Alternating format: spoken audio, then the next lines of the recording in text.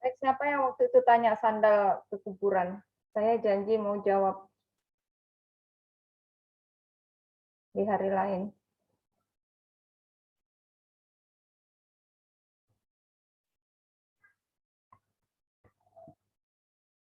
Ini kan yang ada Adam kan? Kok Adam kan? Amar kan? Iya, Ibu, betul. Berarti ada yang bertanya tentang sandal waktu itu. Siapa? Atau yang tanya lupa?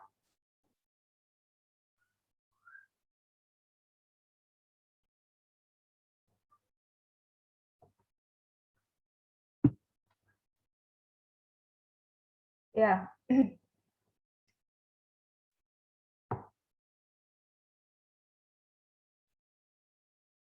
Baik, yang jaringannya tidak ada masalah, silahkan kameranya dibuka. Jadi untuk memakai sandal saat ziarah kubur,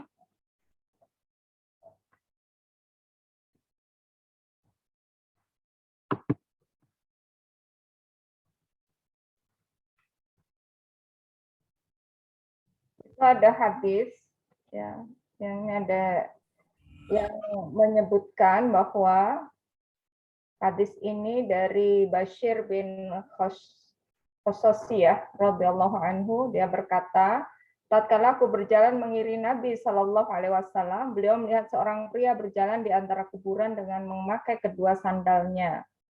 Maka Nabi Shallallahu Alaihi Wasallam bersabda, wahai pemakai sepasang sibetiyah, lepaslah kedua sibetiyahmu itu. Lalu orang itu melihat dan tatkala dia mengetahui bahwa yang menegurnya adalah Rasulullah, maka dia melepas dan melempar sandalnya. Nah, mengenai hadis ini, ya, ada penjelasan tentang sandal sibtiyah. Ya, sandal sibtiyah itu adalah sandal mewah pada masa itu. Ya, jadi sandal sibtiyah itu yang terbuat dari kulit yang sangat halus dan masuk kategori sandal yang sangat mewah pada masa itu. Nah, karena itu ulama berpendapat yang dilarang itu bukan pakai sandalnya, tapi yang dilarang itu adalah bermewah-mewahan di kuburan gitu. Ya, karena tujuan kita untuk ziarah kubur itu adalah untuk zikrul maut. Ya. Jadi kalau kita ke kuburan memakai suatu yang bermewah-mewahan itu kontradiksi dengan tujuan kita untuk zikrul maut, ya, mengingat kematian. Karena ketika kita mengingat kematian itu kan tujuannya untuk menyadarkan kita bahwa kita nanti akan seperti orang yang ada di kuburan itu, tidak membawa apa-apa, ya, tidak membawa harta, ya, tidak membawa apa yang kita punya selama di dunia. Nah, itu karena itu tadi ulama berpendapat tidak masalah memakai sandal, ya, karena argumentasi para ulama ini bahwa seringkali di kuburan itu kan tidak aman gitu.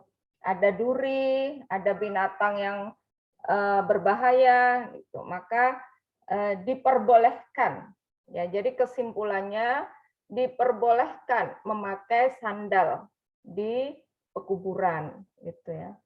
Nah, itu yang kemarin buat saya bingung karena kalau saya pergi ke makam kakek saya, ayah saya, ibu saya itu saya sandalan, tapi pernah juga seingat-ingat baca itu tentang sandal-sandal itu, ya. Jadi supaya lebih jelas lagi saya perlu membuka buku saya dulu gitu. Nah, jadi kesimpulannya seperti itu. Larangan itu karena ada unsur kemewahan, ya.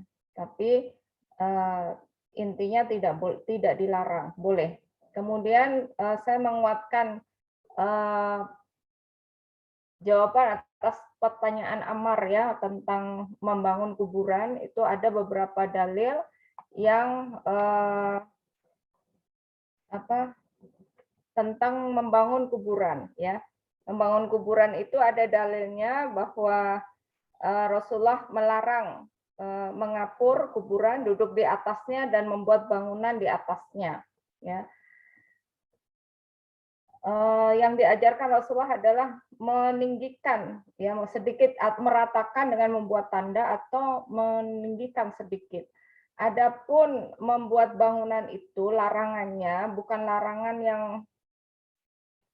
yang keras gitu ya, itu makruh. Jadi tidak sampai larangan mutlak ya. Sehingga kemarin saya katakan kalau ada umat Islam yang membuat menutup dengan apa namanya itu kijing ya di semen, nah itu kita hormati ya. Kalau bagi saya menghormati karena saya mengikuti apa yang ada di dalam hadis Rasulullah untuk tidak menyemen atau membuat tutup dari semen gitu ya. Jadi berdasarkan hadisnya seperti itu. Tapi larangan itu bukan larangan mutlak ya untuk menyemen itu ya. Apa namanya? Bukan ya, larangannya itu makruh ya, bukan larangan yang sangat keras gitu diharamkan gitu ya. Nah, itu tambahan atas jawaban saya untuk pertanyaan Ammar ya. Baik. Kita masuk pada kisi-kisi ya. Kisi-kisi materi UAS itu meliputi bahan tema politik dan sakit, sakaratul maut, kematian, kemudian pengurusan jenazah yang meliputi 4 kemarin kita bahas terakhir. Ya. Nah, bahan UAS kalau dengan demikian dimulai dari setelah materi setelah UTS. Ya.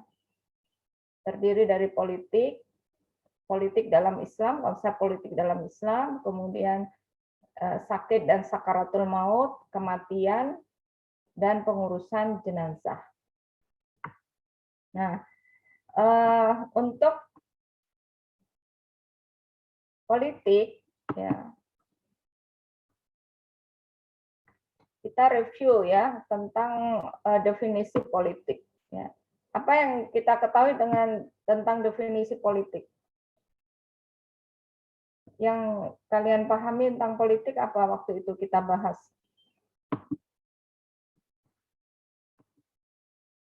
Definisi politik secara umum.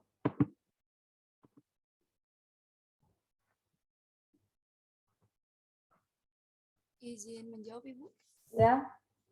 Definisi politik secara umum itu adalah menghimpun kekuatan, mengatakan kualitas dan kuantitas kekuatan, mengawasi, mengendalikan kekuatan, dan menggunakan kekuatan untuk mencapai tujuan kekuasaan dalam negara dan instansi lainnya, Ibu. Ya, baik. Intinya adalah tentang kekuasaan ya. Ya, menghimpun, meningkatkan kualitas, mengawasi dan menggunakan kekuatan untuk kekuasaan. Kalau dalam Islam, makna politik yang disampaikan oleh Ibnu Aqil apa?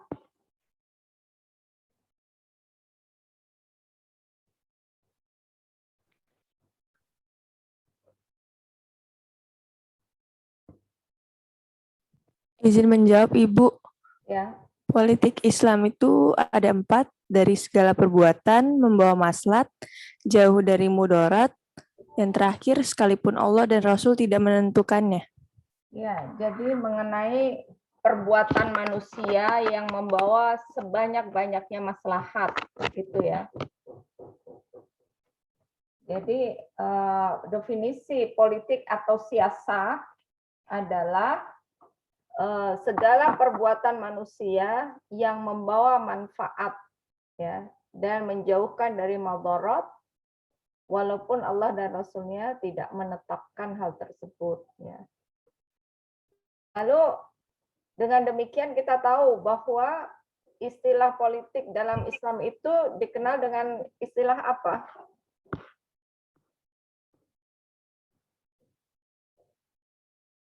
Apa istilah politik dalam Islam?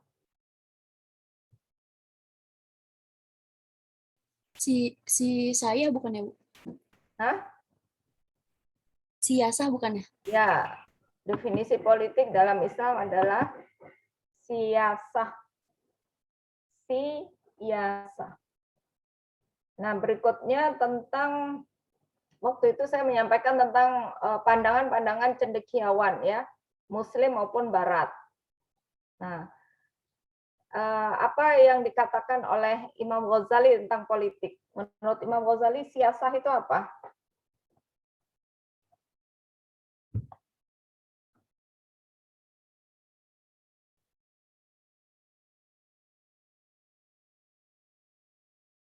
Apa siyasah menurut Imam Ghazali?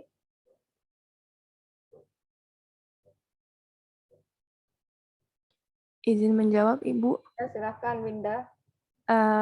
Kekuasaan politik adalah wajib untuk ketertiban dunia wajib untuk ketertiban agama wajib bagi keberhasilan di akhirat. Ya, baik. Kalau menurut orientalis Barat, siapa namanya?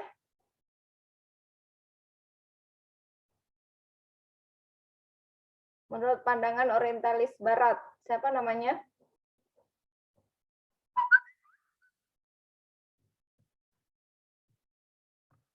Siapa namanya?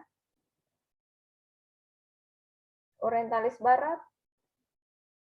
Izin menjawab, Ibu. Siapa? Izin menjawab, Bu. Dr. Fitzgerald, bukan, Bu? Siapa? Dr. Fitzgerald. Ya, Fitzgerald. Apa menurut Fitzgerald tentang politik siasa Islam? Islam bukanlah semata-mata agama, namun juga merupakan sebuah sistem politik. Iya, bagus. Berikutnya,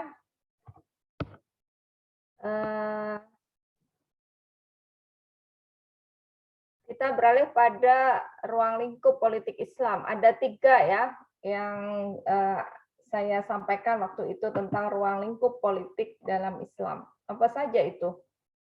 Yang pertama tentang pemimpin, ya, bahwa kita wajib memilih pemimpin. Berikutnya yang kedua, Izin Izin menjawab, menjawab, Ibu. ya, Marsanda, regulasi umum. regulasi hukum. Yang satunya lagi? Partisipasi aktif rakyat, Bu. Iya, ada 3 ya. Coba Isa di Ayuning Room diulang. Apa ruang lingkup siasah?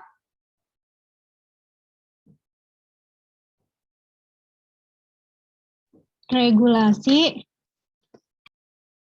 Ada 3, apa sebutkan?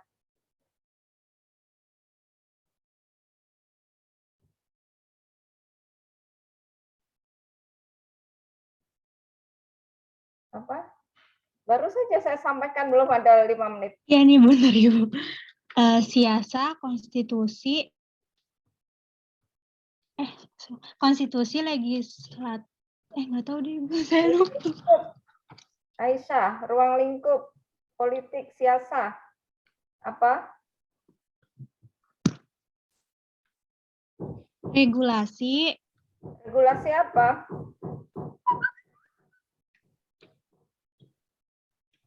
partisipasi aktif, sama Partisipasi aktif siapa?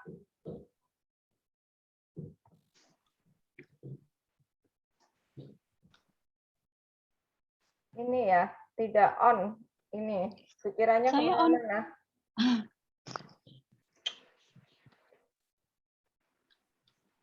Apa ruang lingkup? Ruang lingkup politik dalam Islam, siasah, ada 3. Apa Isa? Baru saja disampaikan Marsanda, kemudian saya sampaikan ditambahkan oleh Marsanda. Ada 3. Saya diminta mengulang. Apa saja itu? Mencakup kewajiban mewujudkan kepemimpinan atau khalifah dan kewajiban menjalankan aturan Allah. Yang kedua, regulasi dan ketetapan hukum Regulasi apa? yang dibuat oleh pemimpin untuk menangkal dan membasmi kerusakan serta memecahkan masalah yang bersifat spesifik. Regulasi hukum, tentang adanya hukum. Jadi yang kedua itu adanya hukum. Yang ketiga tentang Partisipasi aktif, yaitu setiap muslim partisipasi aktif siapa?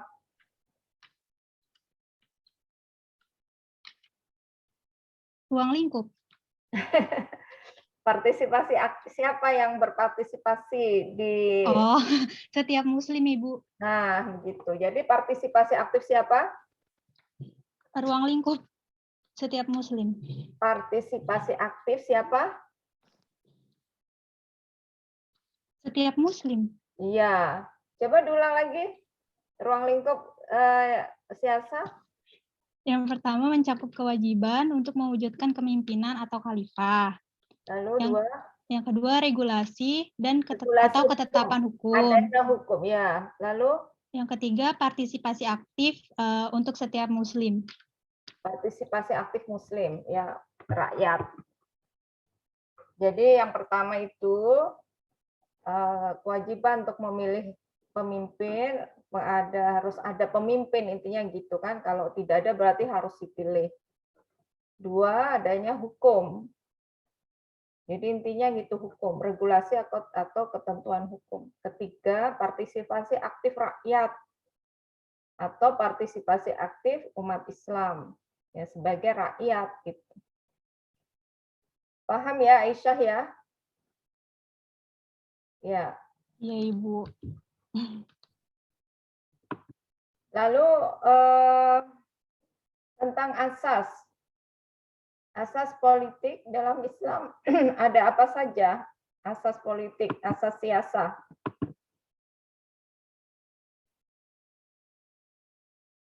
Adinda Cahya Mutiara.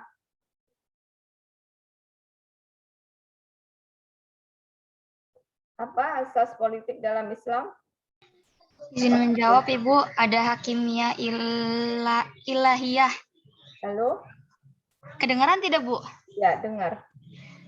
Ada hakimiyah ilahiyah. Ya. Ada risalah. Ya. Sama khalifah. Ya, apa dimaksud hakimiyah ilahiyah? Itu tidak ada Tuhan melainkan Dia. Ya, maksudnya. Dan Dialah Allah, tidak ada Tuhan melainkan Dia. Ya. Maksudnya apa kaitannya dengan asas politik?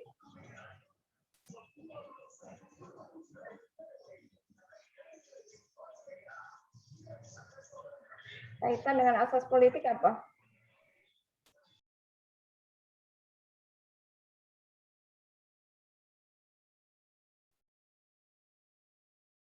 Kaitan dengan kan itu asas politik hakimiyah ilahiyah. Maksudnya apa? Penjelasan hakimiyah ilahiyah itu kaitkan dengan asas politik itu. Maksudnya apa itu? Ada yang bisa bantu Dinda?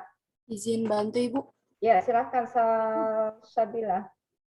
Jadi maksudnya itu sistem politik Islam ialah tauhid kepada Allah di segala rububiyah dan uluhiyahnya, Bu.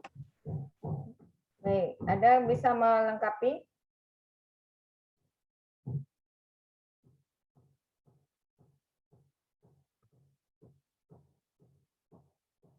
Kimia uluhiyah maksudnya apa?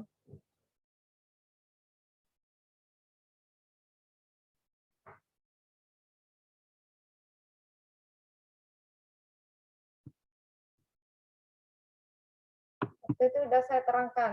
Saya tanya paham? Paham. Apa maksudnya hakimiyah ilahiyah dalam asas politik, dasar politik Islam?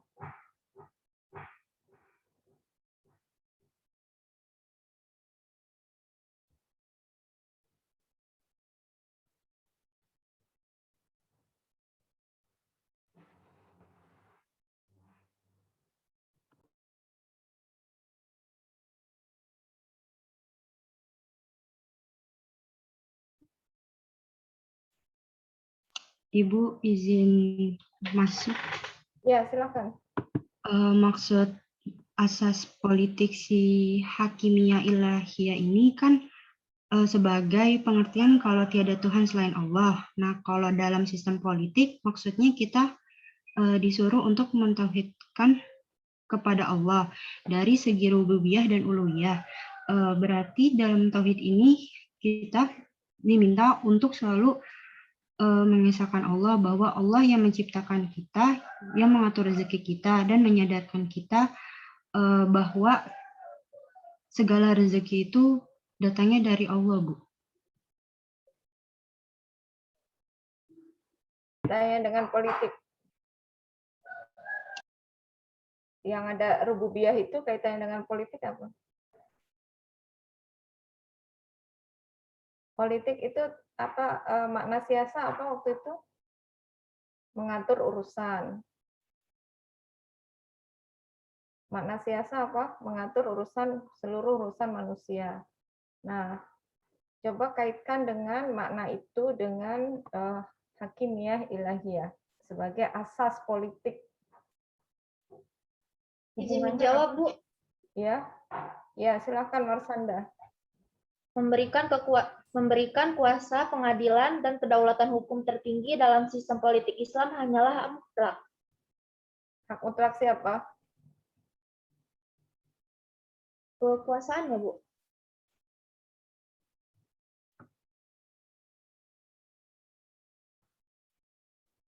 Memberikan hak hukum tertinggi. Bagaimana tadi? Memberikan kuasa pengadilan dan kedaulatan hukum tertinggi dalam sistem politik Islam hanyalah hak mutlak. Ya, hak mutlaknya siapa? Hak mutlak ilahiyah itu apa? Kaitkan dengan itu.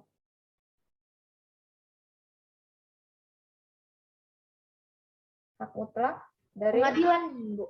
Allah Subhanahu wa taala sebagai penentu peraturan bagi manusia. Rububiyah, makna rububiyah apa salah satunya? Perbuatan Allah salah satunya apa?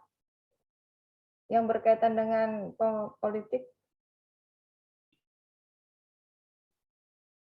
Tadi ruang lingkup politik ada 3 tuh, ada regulasi hukum. Jadi apa hubungannya dengan rububiyatullah? Siapa Salsabila? Kan kalau tauhid rububiyah itu ada kaitannya dengan Allah tuh sebagai penguasa ya, Bu. Nah, jadi di politik itu maksudnya tuh ada penguasanya gitu mungkin ya, Bu. Definisi apa pengertian rububiyah itu adalah perbuatan Allah, ya. Perbuatan Allah yang disampaikan oleh siapa tadi ya? Teman kalian tadi. Perbuatan Allah itu ada banyak ya, ada memberikan rizki, menghidupkan, matikan. Lalu ada membuat hukum, aturan untuk manusia. Jadi Allah mengatur seluruh urusan manusia, ya kebijakan-kebijakan, peraturan-peraturan untuk manusia. Nah, itu aturan tertinggi atas kebijakan peraturan itu kalau di dalam Islam ada pada Allah Subhanahu wa taala sebagai pencipta kita, ya. Saya dulu mungkin saya terangkan di kelas ini bahwa Allah yang menciptakan kita, ya. Lalu Allah memberikan buku petunjuk untuk mengoperasionalkan diri kita. Nah, ke buku petunjuk itu adalah Al-Qur'an. Seperti pabrik yang memproduksi barang, ya, elektronik misal, ya, pabrik yang memproduksi barang elektronik, ya, pasti pabrik itu memberikan buku petunjuk di dalamnya. Kalian pernah beli barang elektronik, misal kulkas, laptop, handphone, dan lain-lain. Ketika kalian bawa pulang, kardusnya dibuka, di dalamnya ada buku petunjuk pengoperasionalan, ya, untuk mengoperasionalkan barang elektronik tersebut. Artinya pabrik yang membuat itu lebih paham bagaimana spesifikasi barang tersebut dan bagaimana mengoperasionalkannya dengan baik dan benar agar tidak cepat rusak. Ya enggak? Nah, begitu juga dengan kita, ketika Allah menciptakan kita, Allah memberikan buku petunjuk, arahan-arahan bagaimana kita bergerak di bumi ini sebagai khalifah agar kita ini tidak salah jalan dan tidak cepat rusak. Nah, kalau kita salah jalan dan tidak menggunakan aturan itu, maka kita akan tersesat dan cepat rusak. Salah satu contohnya soal makanan misalkan. Ketika kita tidak turut aturan yang ada di dalam Al-Quran soal makanan, maka tubuh kita cepat rusak. Ya, onderdil yang di dalam tubuh kita ini cepat aus, cepat rusak. Maka kita sakit. Ya. Banyak kan penyakit karena makanan, karena makan berlebihan. Kolesterol tinggi, asam urat, diabetes, jantung, macam-macam. Itu karena kita tidak mengikuti petunjuk Allah bagaimana mengoperasionalkan diri kita terkait dengan mengkonsumsi makanan. Overload kita manusia dalam makanan seringkali. Nah, untuk satu hal itu saja, ya, ketika kita tidak tunduk pada aturan Allah, maka terjadi kerusakan yang terjadi pada diri kita. Nah, itu ya contoh bahwa Allah itu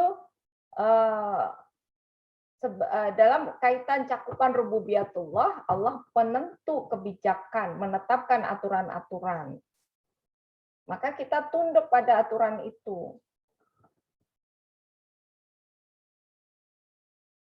Nah, apa kaitannya dengan politik sekarang? Kan kita sedang membahas tentang asas politik di dalam Islam.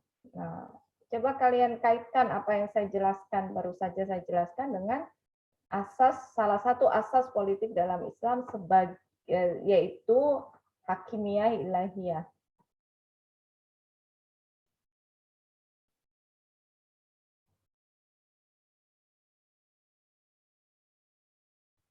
Ayo, kalian mahasiswa bisa menganalisa, berpikir, mengaitkan apa yang saya jelaskan tadi.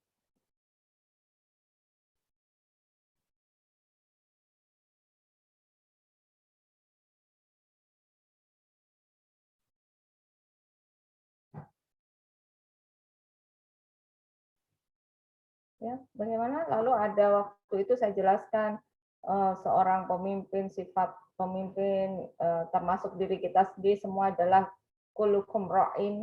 Kita semua adalah pemimpin, memiliki sifat jujur. Itu ada di dalam Al-Qur'an ayat-ayat tentang kejujuran, bersifat amanah, menjaga kepercayaan. Semua aturan itu ada di dalam Al-Qur'an. Jadi apa yang dimaksud dengan hakimiyah ilahiyah? Sebagai asas dasar kita berpolitik di dalam Islam. Ibu izin menjawab. Ya, Sabila silakan. Mungkin itu untuk memberikan kekuasaan, pengendalian, dan kedaulatan hukum tertinggi dalam sistem politik, Islamiyah hanyalah hak mutlak Allah. Mungkin seperti itu, Ibu. Ya, jadi melandaskan aktivitas kita berpolitik ya, kepada aturan-aturan Allah Subhanahu wa taala sebagai pemilik mutlak ya dari aturan yang ada di dunia. Tapi bukan berarti kita tidak boleh menetapkan kebijakan di luar itu gitu, karena sudah saya terangkan bahwa aturan politik itu tidak seluruhnya diatur secara detail oleh Allah SWT. Jadi sifatnya global saja. Adapun yang detail dan rinci diserahkan kepada manusia untuk menetapkannya dengan berlandaskan pada kemaslahatan, ya, kemaslahatan umat manusia. Paham ya hakimiyah ilahiyah? Jadi hakimiyah ilahiyah ini berkaitan dengan rububiyatullah dan uluhiyatullah. Ya. Jadi maksudnya rububiyatullah itu mencakup tentang perbuatan Allah yang diantaranya adalah menetapkan aturan terhadap diri kita. Yang semua aturan itu ada di dalam Al-Quran dan kita harus tunduk pada aturan-aturan yang ada di dalam Al-Quran itu.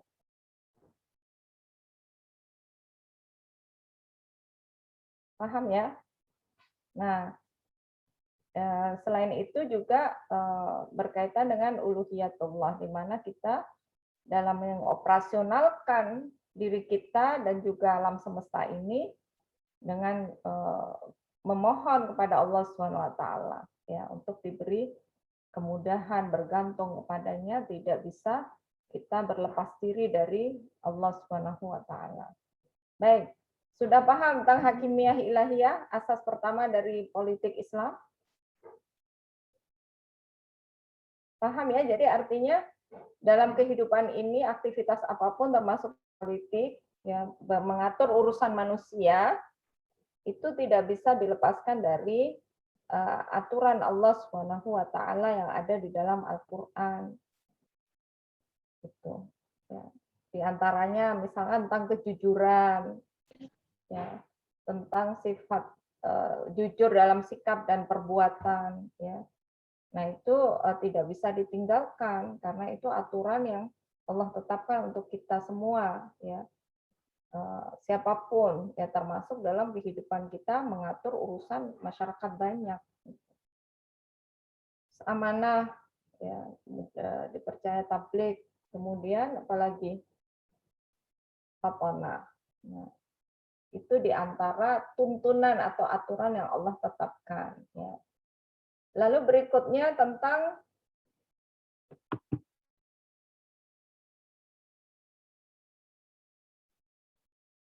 asas yang kedua apa? Setelah hakimiyah ilahiyah. Izin menjawab. Ya, silakan. Izin menjawab risalah Ibu. Ya, maksudnya apa itu risalah?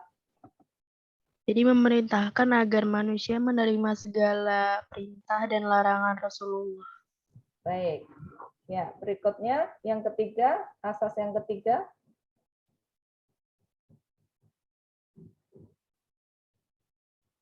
Izin menjawab Bu. Izin menjawab khalifah. Ya, Faris silakan Faris. Izin menjawab Bu, yang ketiga itu khalifah Bu. Ya, maksudnya bagaimana? Khalifah itu bisa dibilang sebagai perwakilan Bu, sebuah kedudukan seseorang manusia di atas muka bumi sebagai wakil Allah. Ya, untuk apa tujuannya Faris? Tujuannya itu untuk melaksanakan undang-undang Allah dalam batas yang telah ditetapkan. Ya, baik. Tujuan lainnya untuk apa? Kita ditugaskan untuk menjadi khalifah untuk apa?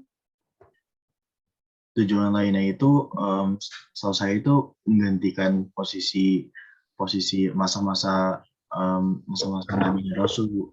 Ya, baik. Ingat tentang konsep manusia? Tugas khalifah apa? Menjaga bumi, Bu. Menjaga bumi. Ya, lebih ini lagi istilahnya apa selain menjaga? Kayak kalau menjaga itu kayak penjaga gudang gitu ya. Apa? Yang lebih baik lagi istilahnya apa? Tugas menjawab Bu. Ya. Memakmurkan bumi dan memeliharanya Bu. Iya, bagus ya. Ya, kita memakmurkan bumi, khalifah memakmurkan bumi dengan menerapkan aturan-aturan Allah yang Allah tetapkan itu ya. Berikutnya tentang sifat-sifat Rasulullah. Ada berapa tadi?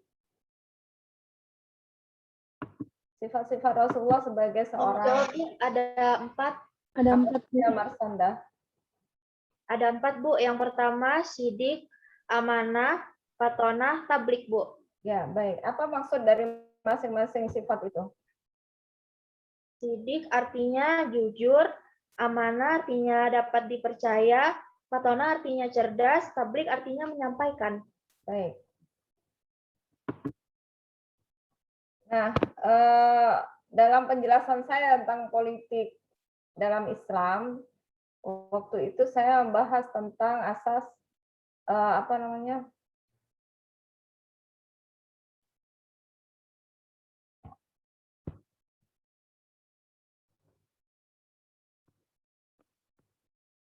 Tentang satu ayat ya yang memerintahkan kita untuk musyawarah. Itu ada di dalam Quran surah apa itu?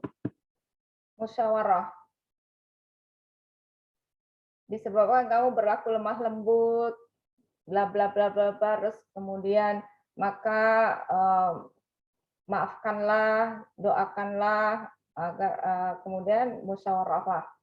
Itu di Quran surah apa dia tentang musyawarah itu?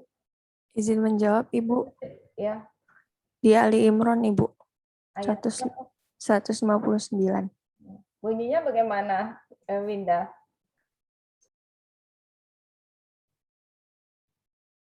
Bunyinya artinya saja, bunyi artinya, bukan bahasa Arabnya.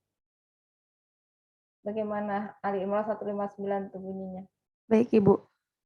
Maka berkat rahmat Allah, engkau Muhammad, beraku lemah lembut terhadap mereka. Sekiranya engkau bersikap kasar dan berhati kasar, tentulah mereka menjauhkan diri dari sekitarmu. Karena itu, maafkanlah mereka dan mohonkanlah ampun untuk mereka dan bermusyawarahlah dengan mereka dalam urusan itu. Iya, itu prinsip dalam kehidupan bernegara yang Allah tetapkan. Jadi itu garis besarnya begitu yang saya katakan, tidak diatur secara detail untuk mengurus urusan umat itu, tapi dibuat semacam aturan global, diantaranya adalah musyawarah itu. Rincinya bagaimana? Ya berdasarkan musyawarah itu. Ya, misalkan saya pernah menyinggung tentang traffic light. Ini banyak kecelakaan gini-gini. Tidak ada diatur dalam Al-Quran tentang itu. Lalu pemimpin bermusyawarah untuk mengurangi kecelakaan, kemadorotan, ya, untuk mengambil manfaat sebesar-besarnya, maka ada traffic light. Diputuskan, maka di setiap persimpangan jalan ada traffic light. Nah, itu musyawarah yang secara detail diatur sendiri oleh manusia atau masyarakat.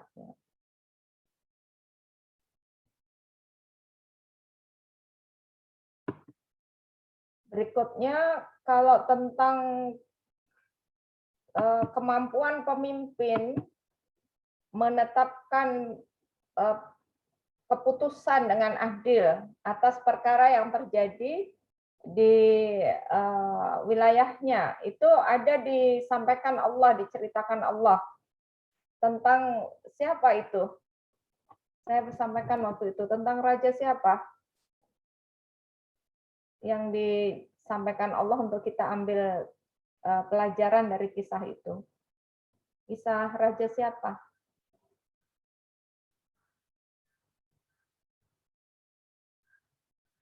Kemampuan pemimpin menetapkan perkara dengan adil atas sengketa atau permasalahan yang ada di wilayahnya. Itu ada diceritakan Allah dalam Al-Quran tentang raja siapa.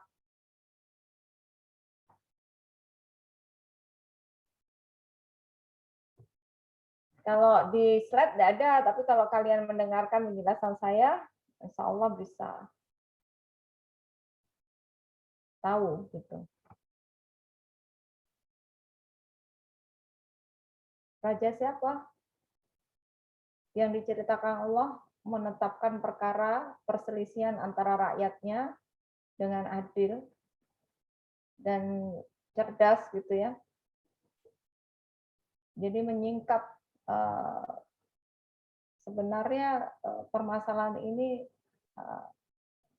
siapa yang benar gitu, dan siapa yang salah. Raja siapa? Tidak ada yang ingat? Izin menjawab, Raja Ya, Dimas. Raja Taluk apa bukan, Bu? Raja siapa? Taluk. Salah. Raja siapa? Yeni Chandra? Bukan ya. Siapa ada yang tahu? Raja siapa?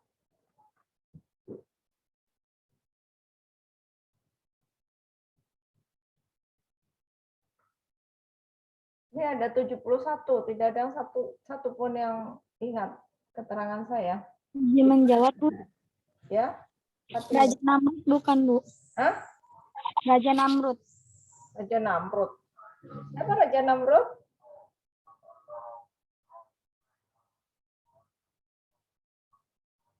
Siapa? 71 mahasiswa. Tidak ada yang ingat satu pun.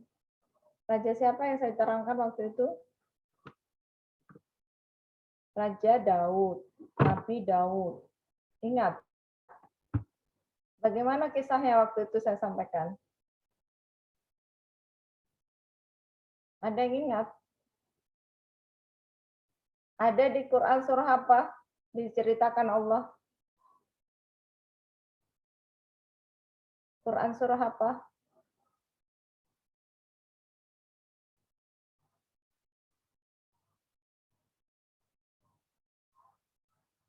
Ada di slide kalau itu.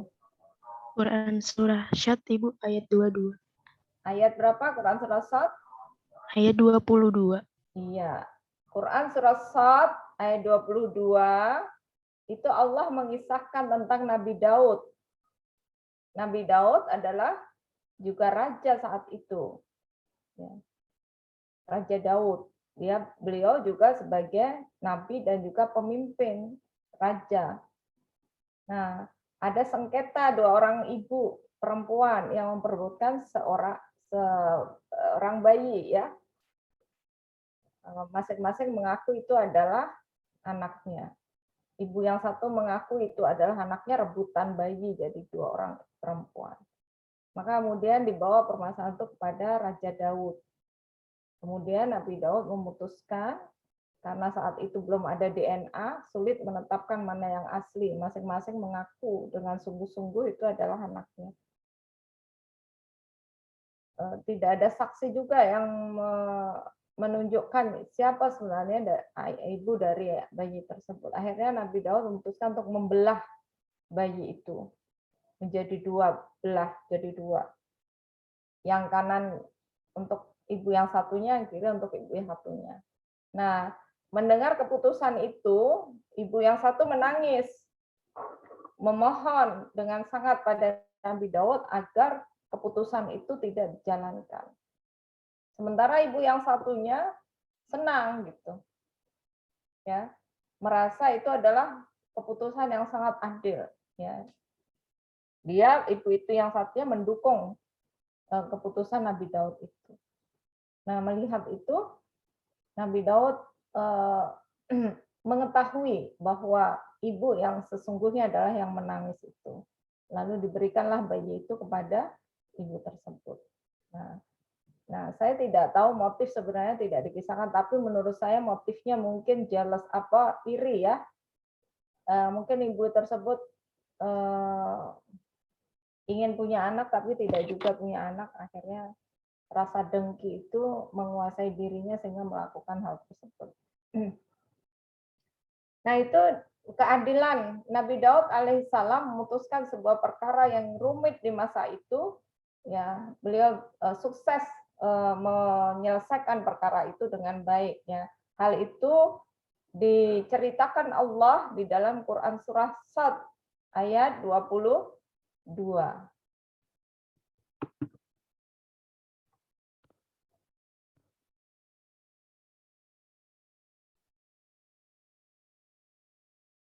Nah, berkenaan dengan sifat Rasulullah Shallallahu Alaihi Wasallam yang tadi ada sidik, ada fatonah, ada tablik, ada amanah. Nah, kalau dalam bahasa kita, tablik itu istilahnya apa?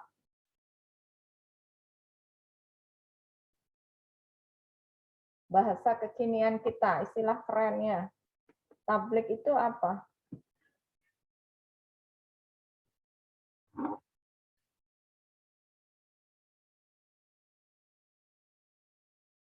Ada yang tahu istilah tablik?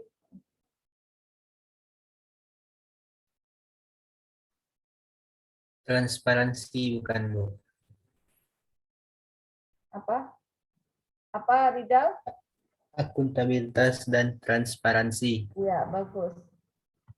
Jadi itu istilah kekiniannya yang lebih mudah dipahami oleh kita ya, tentang tablik, yaitu akuntabilitas dan transparansi.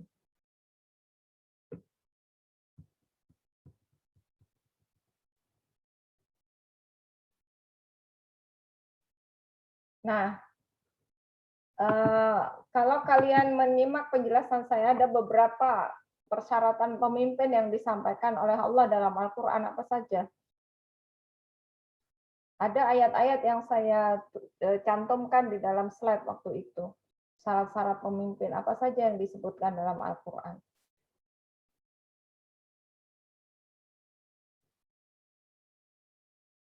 Izin menjawab, Ibu. Ya. Kalau tidak salah itu pertama memiliki kecerdasan, terus Tidak terdiri dari orang-orang zolim sama orang yang amanah, Ibu. Iya, bagus.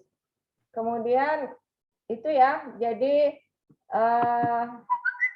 tentang politik kalian pelajari tentang pengertiannya secara umum, pengertian menurut Islam ya.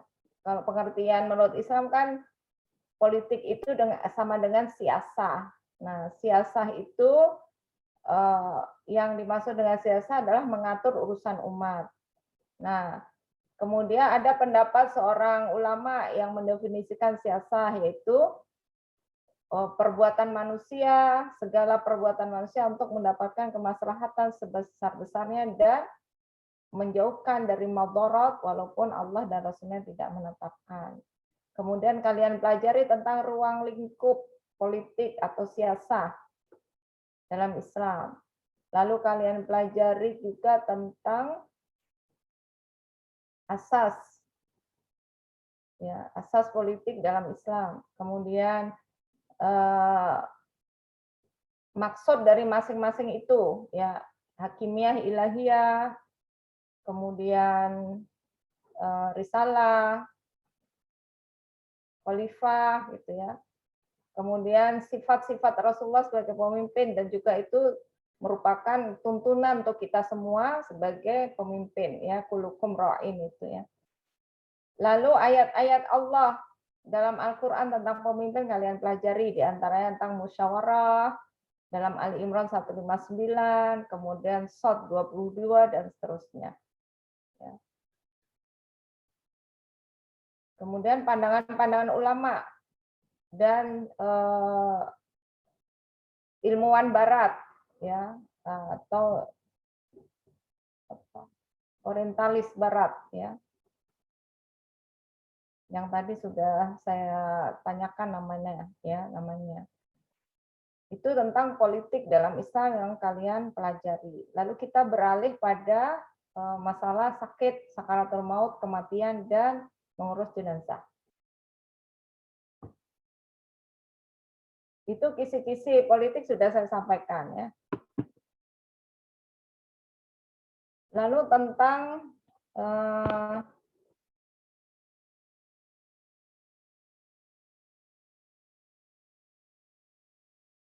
sakit, ya, sakit yang mendekati sakaratul maut. Jadi waktu itu saya menyampaikan sakit itu kan ada dua ya.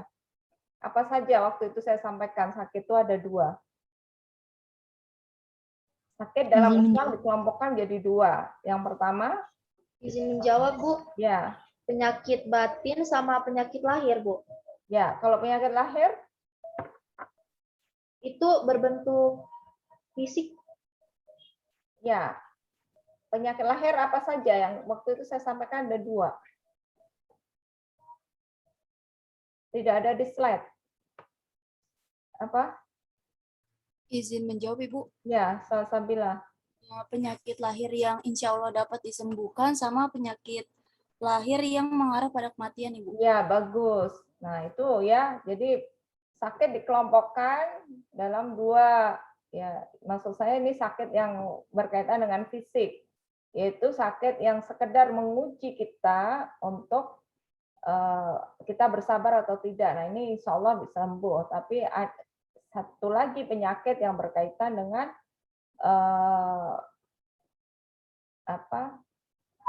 kematian kita, sakit yang menuju pada sakaratul maut itu, ya, dan itu biasanya ya tidak akan sembuh, ya, mengarah pada kematian.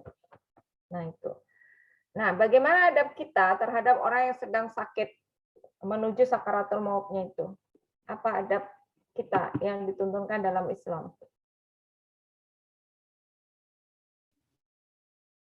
Apa saja adab? Saya tanya dari tadi yang jawab itu Elsa, Salsabila, Marsanda, gitu, Paris, Ridal.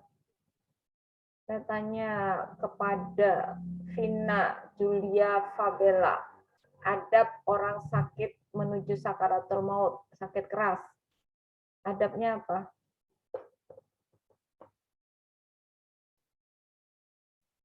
yang diajarkan Islam kita terhadap orang yang sakit tersebut.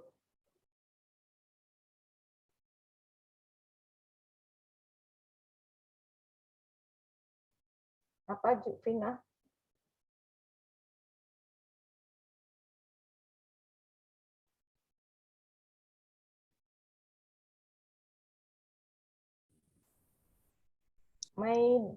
Mediana.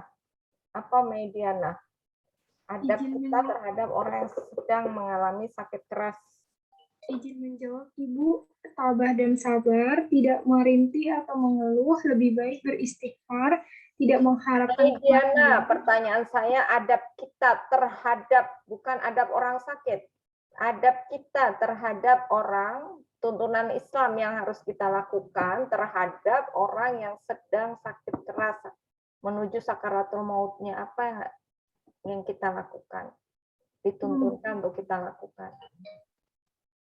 Memberikan semangat agar selalu optimis, menasehati agar selalu berbaik sangka dengan Allah, mendoakan yang sakit dan meminta didoakan, mengingatkan agar yang sakit memberi wasiat, menanyakan hak dan kewajiban pasien, dan menasehati agar selalu mengharapkan rahmat dan takut atas siksaan kubur. Ada yang punya jawaban lain? Bu, izin menambahkan. Ya, Vina. Yang pertama, menghadapkan si sakit ke arah kiblat, jaga supaya pakaian dan tempat yang sakit selalu bersih dan suci dari najis, talqin dengan kalimat la ilaha illallah, membaca surat. Seperti itu, Bu. Surat apa? Baca surat apa? Izin menambahkan, Bu. Ya, silakan Ratu Fatimah. Membaca surat Yasin, Bu. Ya, bagus. Ya.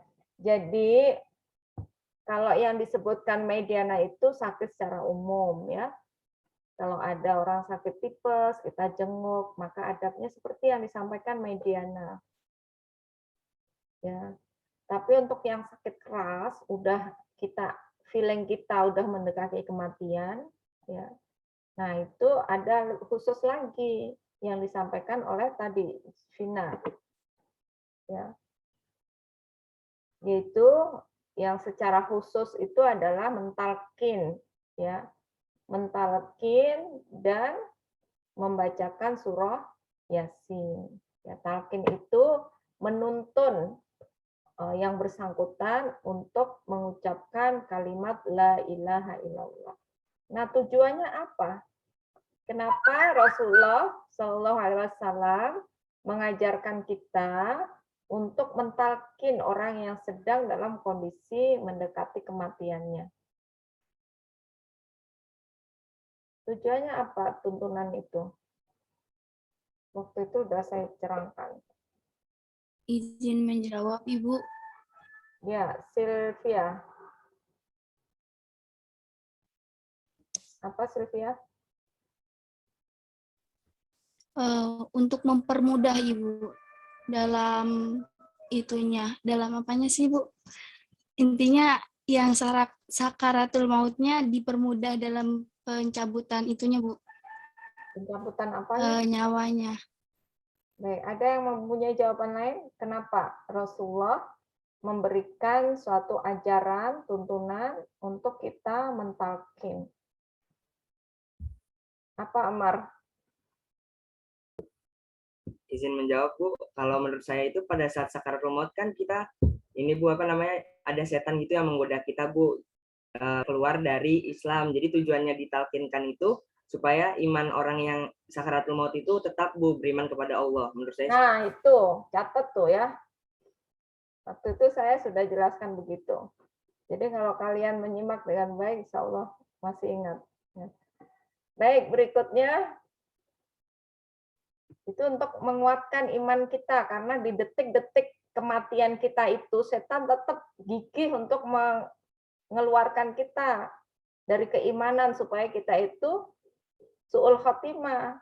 Nah, harapan kita adalah husnul khotimah dengan mengucapkan la ilaha illallah itu, ya. Jadi husnul khotimah itu kita tetap pada keimanan kita. Baik, berikutnya sebentar.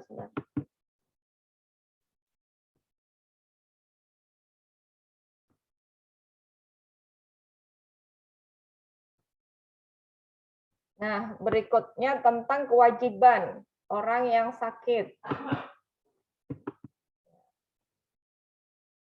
Apa saja, maksud saya gini, apa yang tetap wajib dilakukan oleh seorang muslim walaupun dia sedang dalam kondisi sakit yang dia tidak bisa bangun. Kewajiban apa?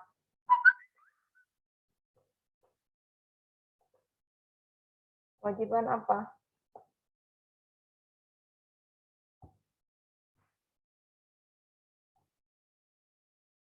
Izin menjawab, sholat Ibu. Ya, kenapa Marsanda?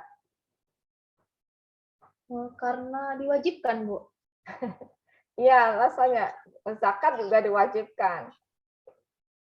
Ya, karena bagaimanapun kondisi. Jawabannya sholat gitu. Alasannya apa? Karena agar selalu mengingat Allah, Bu. Baik. Jawaban yang lain? Argumentasi yang bisa kalian sampaikan. Kenapa hanya sholat? Yang kata Marsanda kan tadi sholat. Ketika kita terbaring sakit tidak bisa bangun, kewajiban yang tetap masih harus dijalankan adalah sholat. Argumentasinya apa? Kalau mengingat Allah, zikir kan bisa, tidak harus sholat. Izin masuk Ibu, izin menjawab. Iya, silakan. Siapa ini namanya? Tidak ada namanya. Kurnia Widowati, Bu. Ya, gambar laki-laki. Kenapa karena gambarnya laki-laki? Ngefans ya sama itu. Siapa itu namanya? Seperti wajah Asia. Bagaimana? Namanya tidak ada. Siapa tadi? Iya, Ibu. Kurnia Widowati. Baik, Kurnia, silahkan. Apa argumentasinya? Karena sholat adalah ibadah wajib yang sangat penting bagi umat Islam, dan argumentasinya adalah karena amalan yang pertama kali dihisab adalah sholat, Ibu. Ya, boleh. Yang lain? Ada yang ingin memberikan jawaban yang lain? Yang lebih ngeklik? Izin Ibu. Ya, Winda. Karena banyak cara untuk menunaikan sholat Ibu, terutama kalau orang yang sakit itu dapat berbaring Ibu. Nah, coba disempurnakan lagi jawabannya, Winda. Jadi yang wajib itu adalah sholat karena bagaimanapun untuk dapat melaksanakan kewajiban sholat, Allah tidak mempersulit kita dalam sholat Ibu. Seperti orang yang sakit itu dapat berbaring Ibu. Baik, ada yang punya jawaban lain? Izin memberi jawaban lain, Ibu. Ya, Elsa. Jadi orang sakit itu memang tetap wajib untuk zikir dan sholat karena agar dihapus dosa dan kesalahannya. Karena pada saat menuju sakaratul nanti biar mudah gitu Bu, dipermudah untuk pencabutan nyawanya seperti itu. Ya, boleh. Yang lainnya lagi ada punya argumentasi lain? Izin menjawab Ibu. Ya, Salsabila. Izin menjawab karena kan sholat itu kan salah satu syaratnya itu muslim, balik dan berakal. Nah, pada orang sakit itu kan kita adalah orang muslim, terus sebalik dan pasti berakal kan, kecuali orang itu sakitnya tuh seperti gangguan jiwa, mungkin itu tidak apa-apa untuk tidak menunaikan sholat. Menurut saya seperti itu, Ibu. Ya, nah itu ya, itu jawaban yang saya inginkan. Karena syarat wajibnya sholat itu tidak ada badan sehat. Jadi yang ada adalah Islam balik berakal. Jadi selama orang itu berakal, walaupun badannya sakit, berbaring, tapi akalnya masih sehat, dia tetap wajib sholat. Nah itu jawaban yang argumentasi yang saya inginkan. Kenapa tetap wajib sholat? Nah itu kan. Nah karena itu syarat wajib sholat itu tidak tercakup di dalamnya badan sehat.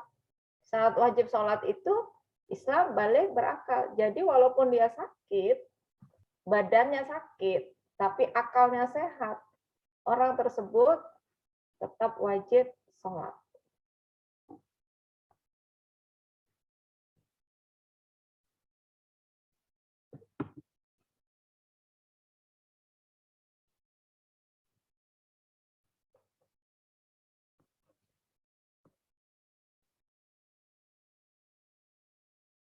Baik, berikutnya tentang sakaratul maut.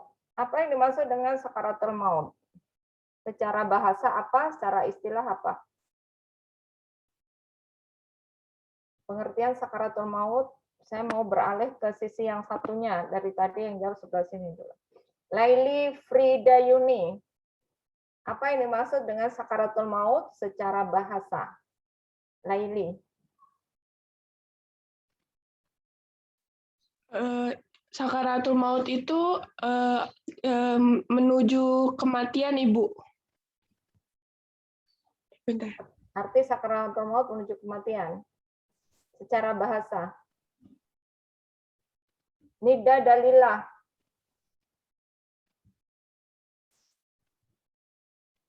Apa sakaratul maut secara bahasa, Nida?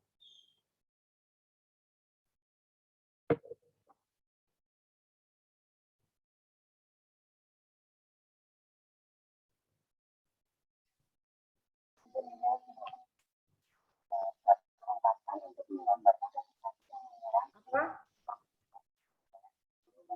Tidak jelas apa?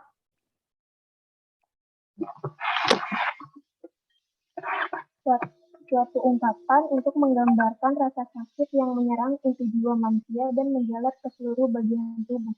Khamsa, apa sakaratul maut secara bahasa? Khamsa. Rosa Ananda, Amanda.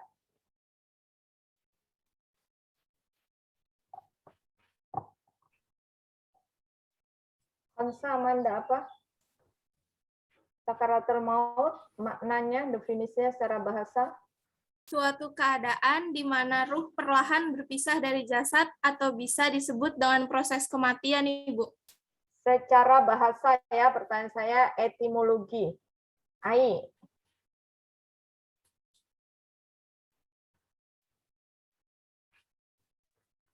Izin menjawab, Ibu. Ya. Keadaan menjelang kematian atau ajal. Sania Hasanah, apa sakaratul maut secara bahasa? Mabuk kematian? Iya, sakaratul maut secara bahasa artinya mabuk kematian. Sakarat, mabuk, maut, kematian. Jadi secara etimologi makna dari sakaratul maut adalah mabuk kematian.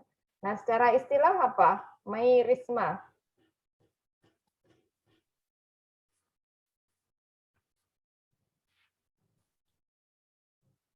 Di slide tidak ada. Kalau kalian mendengarkan penjelasan saya, insya Allah bisa. Apa Mai Risma? Sakaratul maut secara istilah, terminologi.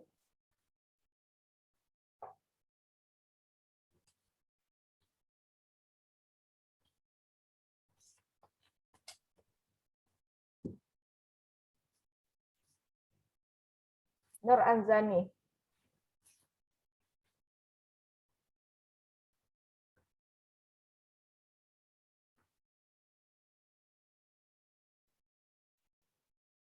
Apa sakaratul maut secara terminologi, secara istilah?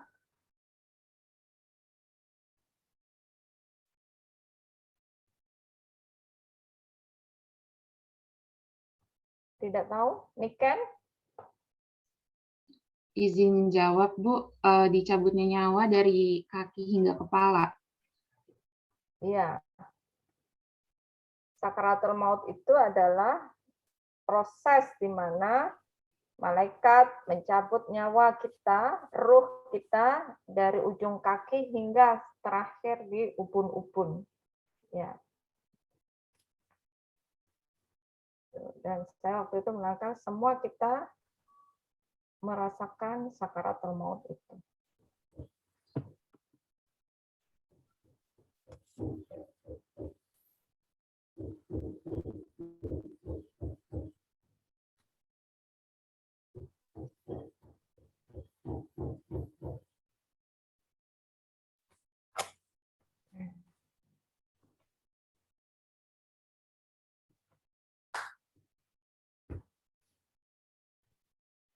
Nah, kemudian istilah yang disebut Allah berkaitan dengan kematian. Kita beralih pada kematian. Apa istilah yang digunakan Allah untuk menyebut kematian? Ada dalam Al-Quran. Ayu Nur Afiyah.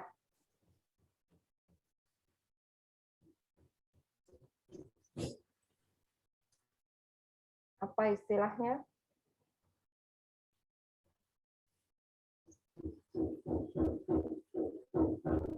Ayu?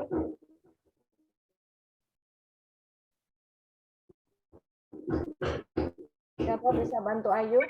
Al-maut, Ya. al-ajal, al-wafah, al-rujuk. Iya. Nah, itu beberapa istilah yang digunakan Allah untuk menyebut kematian. Maut, wafat ya, rujuk, dan ajal. Nah, kalau tadi sakaratul maut itu adalah proses dicabutnya ruh dari tubuh manusia, dimulai dari kakinya, ujung kakinya sampai terakhir ubun-ubunnya, itu adalah sakaratul maut. Kalau kematian apa? Tarisa. Apa yang dimaksud dengan kematian?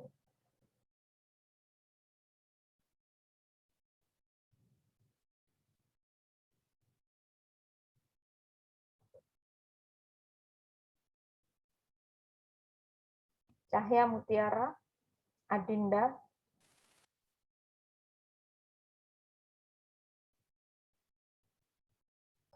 Izin menjawab, Ibu. Kematian kalau misalkan menurut Allah itu ada ajal, tawafa, sama istifa, Bu. Saya tidak bertanya tentang istilah apa yang dipahami Cahya Adinda Cahya Mutiara tentang kematian itu. Yang dimaksud mati itu apa?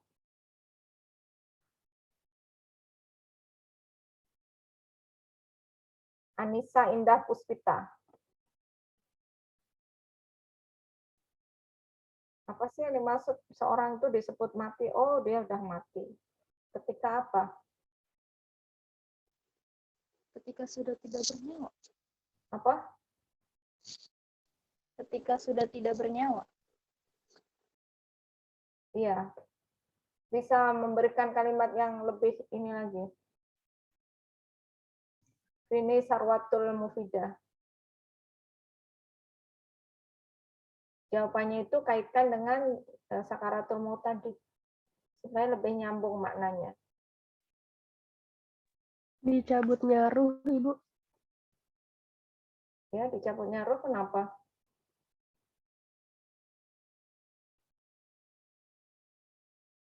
Rezi Indah Saputri.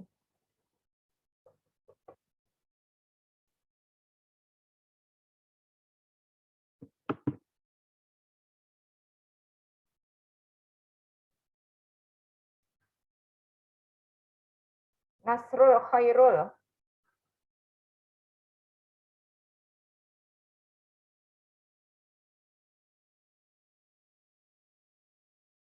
Gimana ini? Nasrul Khairul.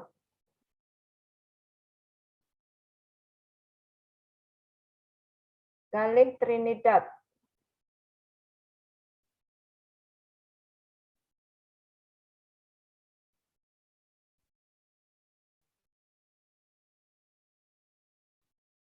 Najwa Afifah.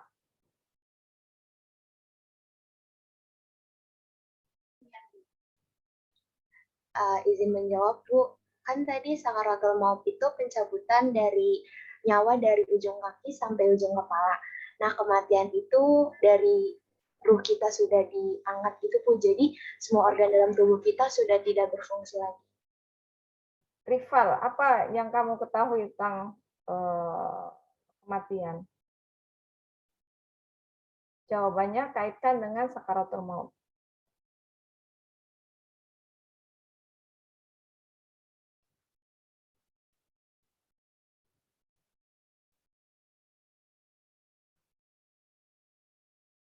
Apa?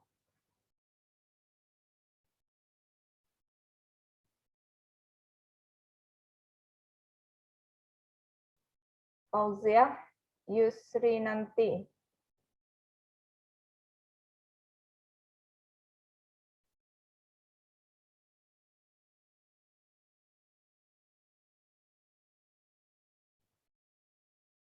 Tidak ada yang tahu? Siapa bisa bantu? Ibu, izin membantu. Ya, silakan Faris. Sakaratul maut jika dikaitkan dengan kematian, sakaratul maut itu suatu keadaan di mana roh itu perlahan berpisah dari jasad, lalu dihubungkan dengan kematian, yaitu sehingga penghentian permanen fungsi seluruh biologis yang menopang organisasi hidup. Jadi berhenti. Seluruh, kalau sakaratul maut itu kan dicabutnya ruh dari ujung kaki hingga terakhir sampai di ubun-ubun, selesai tuntas semua pencabutan.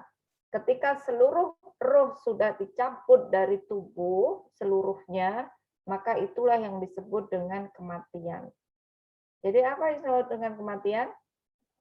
Ketika selesainya pencabutan ruh, Ibu. Ya, jika seluruh ruh telah selesai dicabut dari seluruh tubuh kita. Nah, itulah yang disebut dengan kematian.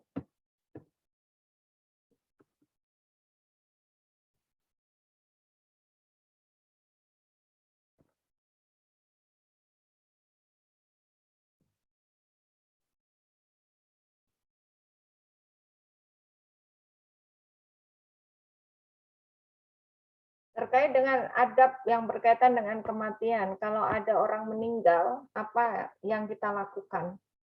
Beberapa hal. Yang pertama, menutupkan matanya. Kemudian apa lagi? Sambil berdoa, apa doanya? Allahumma gfirli, siapa yang meninggal. Ya. Kalau rival ya Allahumma gfirli rival. Kalau Faris ya Allahumma gfirli Faris. Kalau Ammar Allahumma gfirli Ammar. Kalau Nasrul Allahumma gfirli Nasrul. Ini Galih Trinidat dan Nasrul kemana?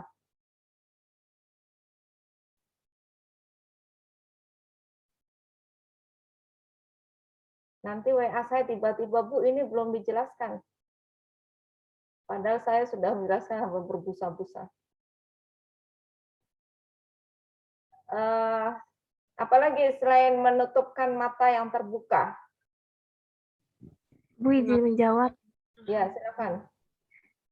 Mengatupkan rahang dagunya, Ya. membuka pakaian yang melekat, menutup tubuh jenazah, menunggu 2-3 jam untuk memastikan kematian, membayar hutang mayat, menyediakan makanan bagi keluarga yang berkabung, dan dibolehkan mencium mayat. Ya, kalau yang itu kan dilakukan oleh keluarganya ya, menutupkan mata, membuka itu keluarganya. Yang khusus dilakukan oleh tetangga apa? Artinya kalau menutup mata bisa dilakukan oleh saudaranya, kerabatnya, tetangganya juga bisa. Tapi yang khusus dilakukan oleh tetangga itu apa? Izin menjawab, Ibu. Mungkin membantu memandikan jenazah, Ibu. Dari yang disampaikan oleh siapa tadi ya? Yang merinci dari menutup rahang, siapa tadi barusan namanya? Saya, Ibu, Rizky Hairunisa. Ya, Rizky Hairunisa itu bagian mana yang khusus dilakukan oleh tetangga? Izin menjawab, Ibu. Ya. Menyediakan makanan bagi keluarga yang Ya, berkabung. bagus. Jadi itu yang khusus tetangga yang melakukannya. Kalau yang lain-lain, melepaskan baju itu tetangga bisa, saudara bisa, anaknya bisa. Tapi yang khusus untuk tetangga yang melakukannya adalah menyediakan makanan. Paham ya?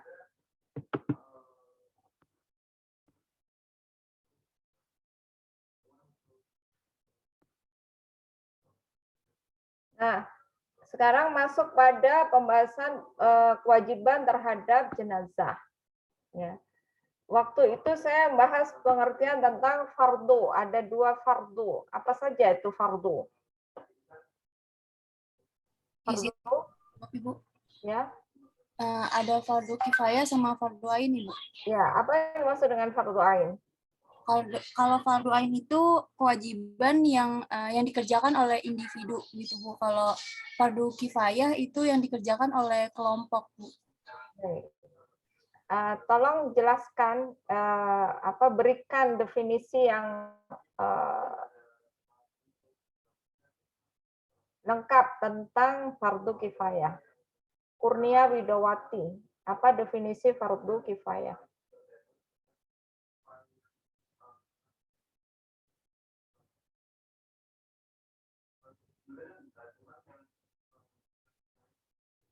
Apa yang dimaksud dengan fardu kifayah, Kurnia Widowati?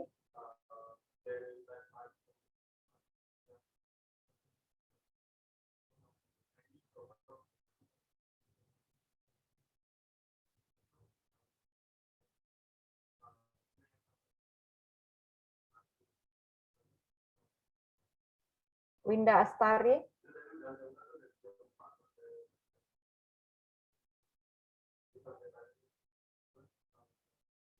Tidak tahu definisi fardu kifayah? Petrunada Puspa. Izin menjawab, Bu. Menurut saya, fardu kifayah adalah suatu kewajiban keagamaan yang jika sudah dilaksanakan oleh sebagian orang, maka sebagian yang lain sudah terbebas dari dosa. Tetapi kalau tidak ada satupun yang melaksanakannya, maka semuanya berdosa. Contohnya melakukan sholat jenazah, Bu.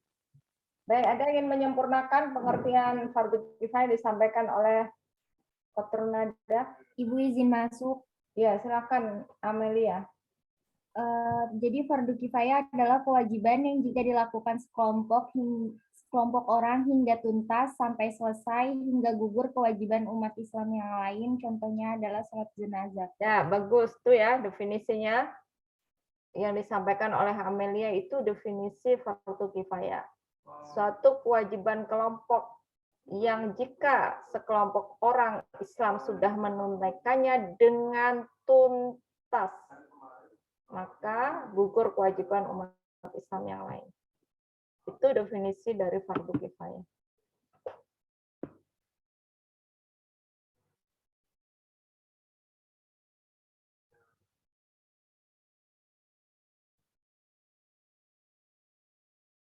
Nah, kewajiban kita terhadap orang yang meninggal apa saja? Galih.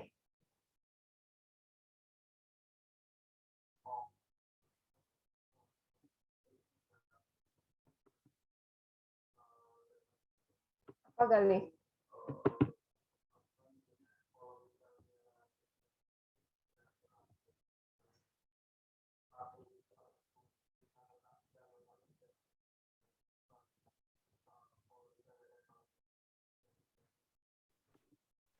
Iya, Ibu.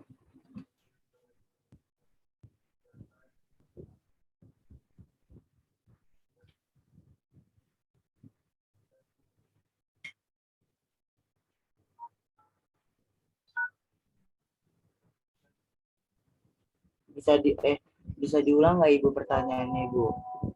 Kewajiban terhadap orang meninggal apa saja? Kewajiban apa? Kewajiban fardu ini sih, Bu. Fardu kifayah sama fardu ain.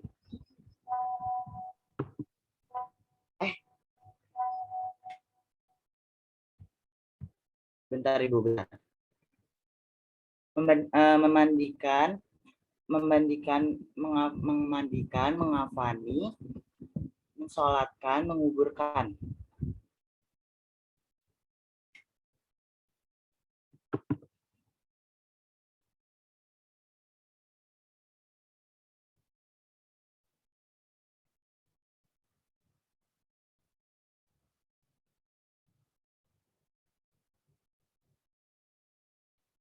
Siapa yang lebih prioritas untuk memandikan? Siapa yang lebih diprioritaskan memandikan jenazah? Clarissa.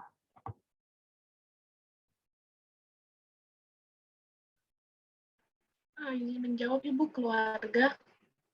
Ya, kerabatnya. Dengan ketentuan seperti apa?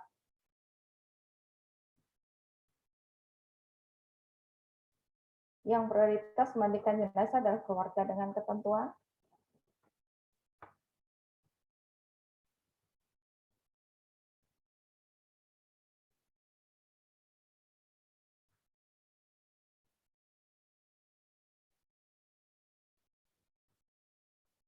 Yumna Azizah.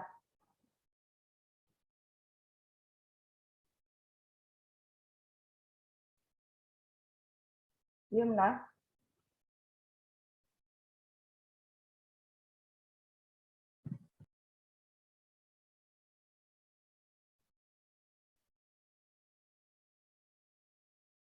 Yumna Azizah. Mohon maaf Ibu, untuk Yumna itu anak RKI, Bu. Oh iya, ada tulisan RKI. Ya, Bu. Sylvia. Iya Ibu, izin menjawab. Kalau Ini dia. membandingkannya itu ketentuannya itu kalau misalkan dengan keluarga, utamanya itu sama keluarga. Terus kalau misalkan ini kalau jenazahnya perempuan berarti yang membandingkannya juga perempuan, seperti itu Ibu. Terus anaknya itu nggak boleh mandiin, kalau misalkan anaknya laki-laki nggak boleh mandiin ibunya yang perempuan, seperti itu Ibu. Ya, baik. Kalau laki-laki? Kalau laki-laki boleh, kalau sesama laki-laki boleh. Ya, baik. Ada, udah cukup bagus. Ada yang ingin melengkapi ketentuan dari kerabat yang memandikan itu? Izin menjawab, Ibu. Ya. Tidak boleh suami atau istrinya dari jenazah, Ibu. Tidak boleh? Suami atau istrinya dari jenazah. Misalnya jenazahnya perempuan, tidak boleh suaminya. Jika jenazahnya laki-laki, tidak boleh istrinya. Berarti keliru memahami penjelasan saya. Siapa yang bisa? Izin masuk, Bu. Boleh, Ibu. Ya, silakan. Bagaimana? Barusan siapa?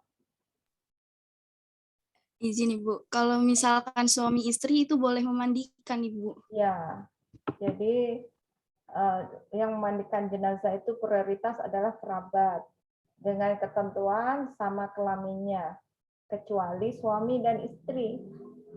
Suami boleh memandikan istri yang berbeda kelamin, dan kan nggak mungkin suami sama istrinya sama kelamin.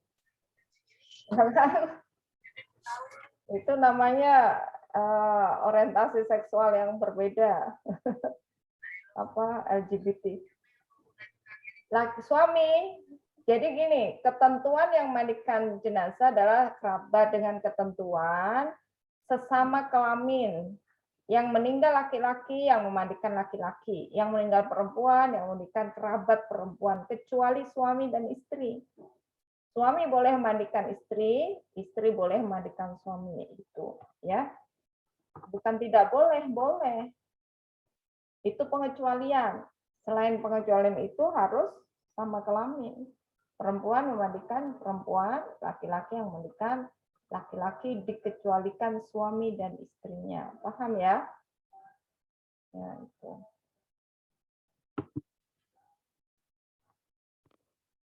Lalu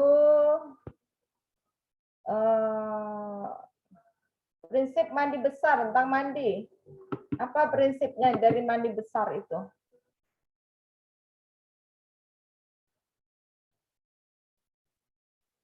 Waktu itu saya menyampaikan ada beberapa sebab kita harus mandi besar. Apa saja sebabnya? Izin menjawab. Sebab-sebab yang membuat kita wajib mandi besar apa? Jihan? Orang yang sedang nifas, ya. Terus orang yang masuk Islam, Ibu, mu'alaf. Orang yang sudah selesai nifas, mu'alaf, lalu?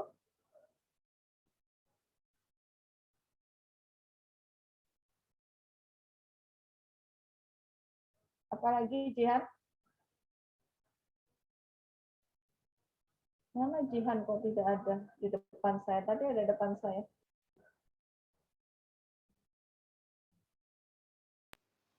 Izin menjawab, Ibu. Ya.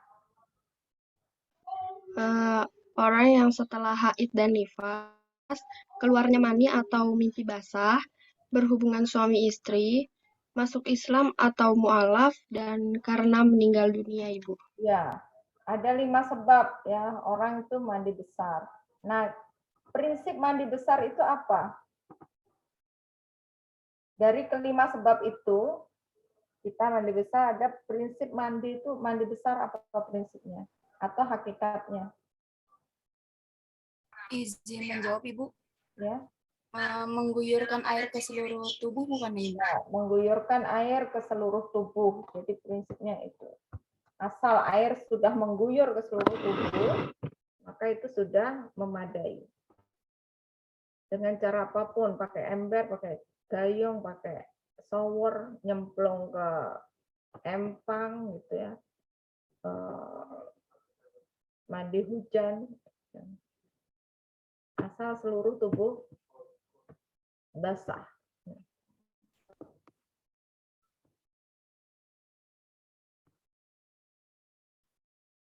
Nah, dari prinsip itu ada sunah-sunah mandi. Apa saja sunah mandi itu?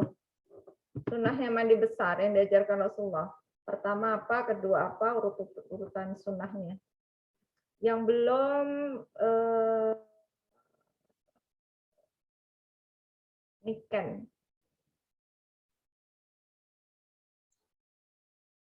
Sunah mandi besar yang pertama mencuci kedua tangan, terus mencuci kemaluan, membasahi akar-akar rambut dengan air, terus guyur tubuh ke kanan 3 kali gitu.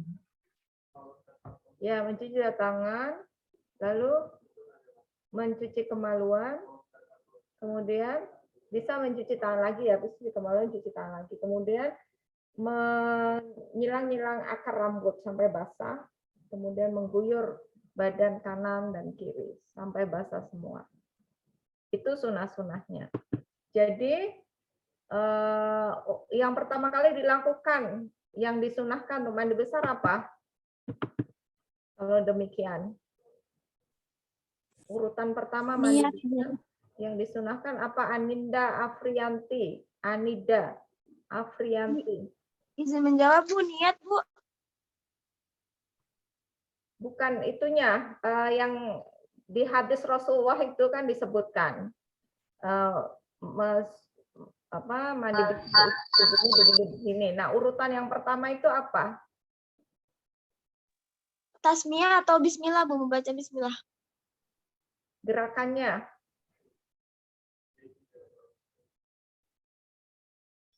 Izin menjawab, Bu. Berwudu, Bu. Elsa, apa Elsa?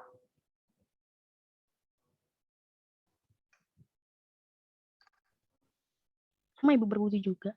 Yang baru saja menjawab tadi urut-urutannya siapa ya namanya? Saya, Bu. Siapa? Niken. Ya, apa saja tadi? Mencuci kedua tangan. Ya, jadi apa urutan pertama yang dilakukan? Apa? Siapa tadi yang saya tanya tadi? Anida. Apa jadi urutan pertama yang dilakukan, yang disunahkan untuk mandi besar itu? Mencuci kedua tangan, Ibu. Ya, itu ya tinggal diminta mengulang saja.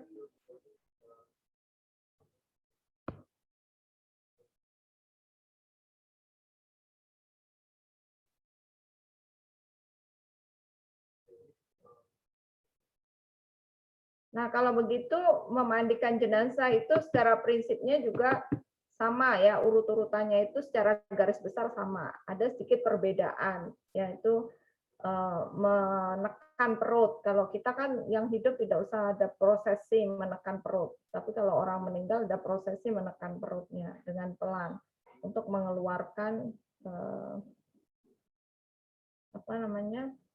kotorannya.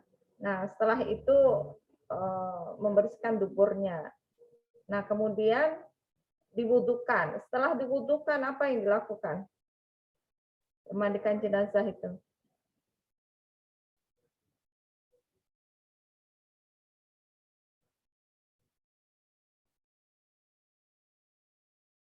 Apa yang dilakukan setelah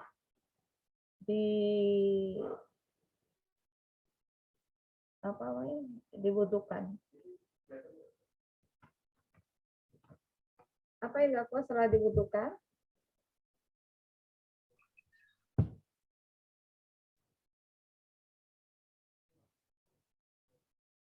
Ori Aina, apa yang dilakukan saat mandikan jenazah setelah mewudukan jenazah? Setelah itu membasahi rambut kepala, membersihkan badan sebelah kanan lalu sebelah kiri bercampur dengan daun bidara. Ya, Terus membersihkan mulut. Jadi setelah diwudukan itu yang dilakukan adalah mencuci rambut kepala atau menyampo, ya, mengeramasi. Baik, berikutnya adalah tentang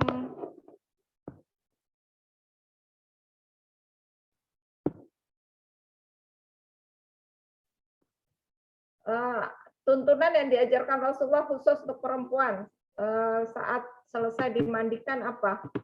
Khusus perempuan, khusus jenazah perempuan. Izin menjawab, Ibu. Rambutnya dikepang 3 dan diletakkan ke belakang. Ya, bagus ya. Jadi itu khusus tuntunan Rasulullah untuk jenazah perempuan, dikepang 3 lalu semuanya kepangan itu masing-masing ditaruh di belakang kepala jenazah.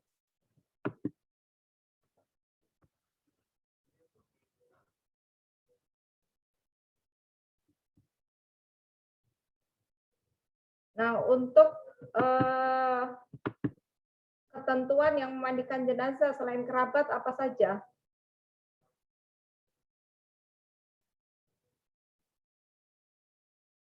Fitri Alia Nabila.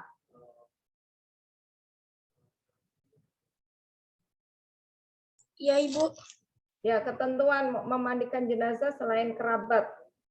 Apa saja yang menjadi ketentuannya?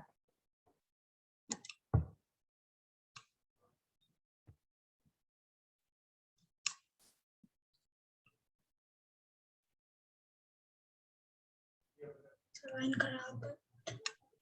Tetangga, Ibu. Hah? Tetangga. Kenapa tetangga?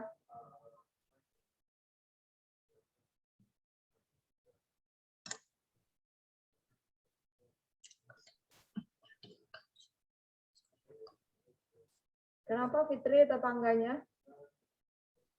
Yang mandikan, Ibu. Ada berapa ketentuan memandikan jenazah itu? Ada 3, Ibu. Apa saja? Mencuci kemaluan. Ketentuan bagi pemandi jenazah. Bagi yang memandikan jenazah.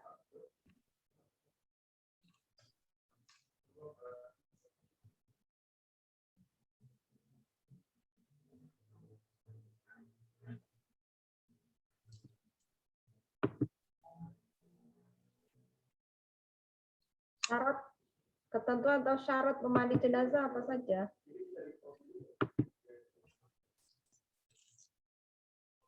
Izin menjawab, Bu. Ya, Miss Di Rina. agama Islam balik berakal atau sehat mental. Ya. Islam. Ibu izin menjawab. Islam, beragama Islam, terus kerabat, terus memiliki pengetahuan pengurus jenazah, dan jujur dapat menyimpan rahasia. Siapa yang jawab? Berarti di layar pertama ya. Apa saja Islam?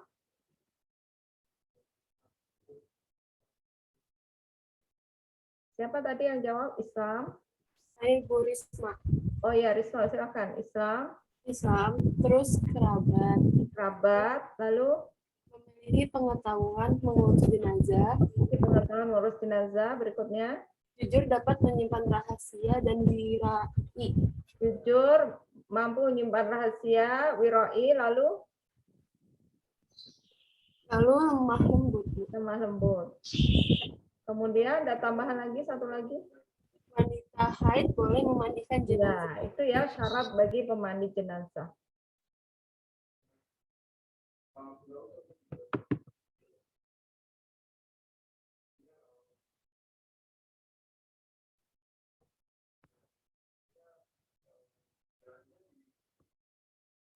Nah, untuk berkaitan dengan memandikan jenazah, itu kalau ada kasus-kasus tertentu jenazah boleh ditayamumkan. Apa syarat jenazah boleh ditayamumkan? Sabrina Nufilda, apa syarat jenazah boleh ditayamumkan? Apa saja? Yang syaratnya kan ya, Bu. Yang pertama, jika tidak ada air. Lalu jika tubuh mayat bertambah hancur, biasanya kayak korban kecelakaan.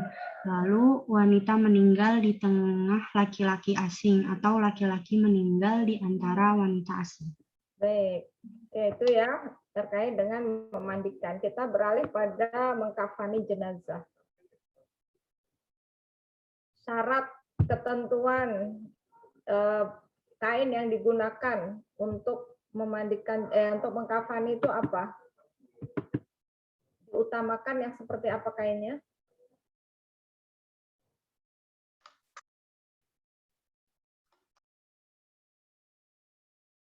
Aidatul Fitria.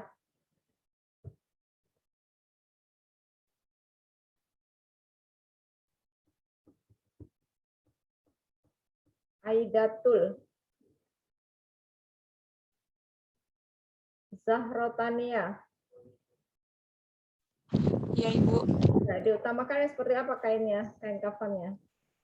Yang pertama, bagus, bersih, berwarna putih, dan menutupi seluruh tubuh walau sekedar selembar kain.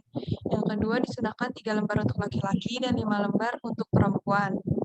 Terus yang ketiga itu kain kafan diberi wewangian dengan parfum atau kayu cendana. Baik, 5 lembar untuk perempuan, untuk terdiri dari apa saja lembarannya? Rizky Indah Syaputri.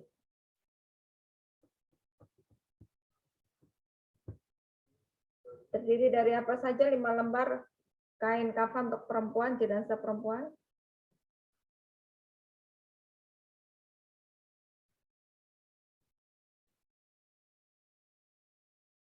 Rizky Indah Saputri. Nur Eliza Putih Kusuma. 5 lembar itu apa saja? Kain kafan.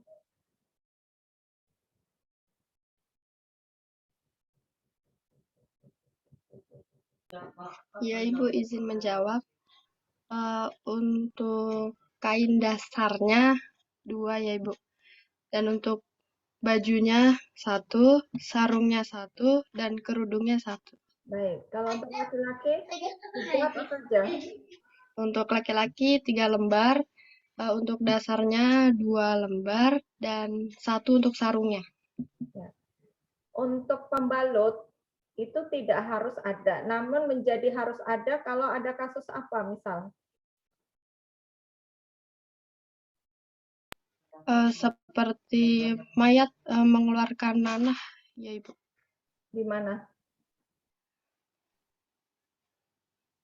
Pembalut itu dipakaikan di mana? Adelia Junia Safitri. Adelia Junia Safitri. Pembalut jenazah dipakaikan di mana?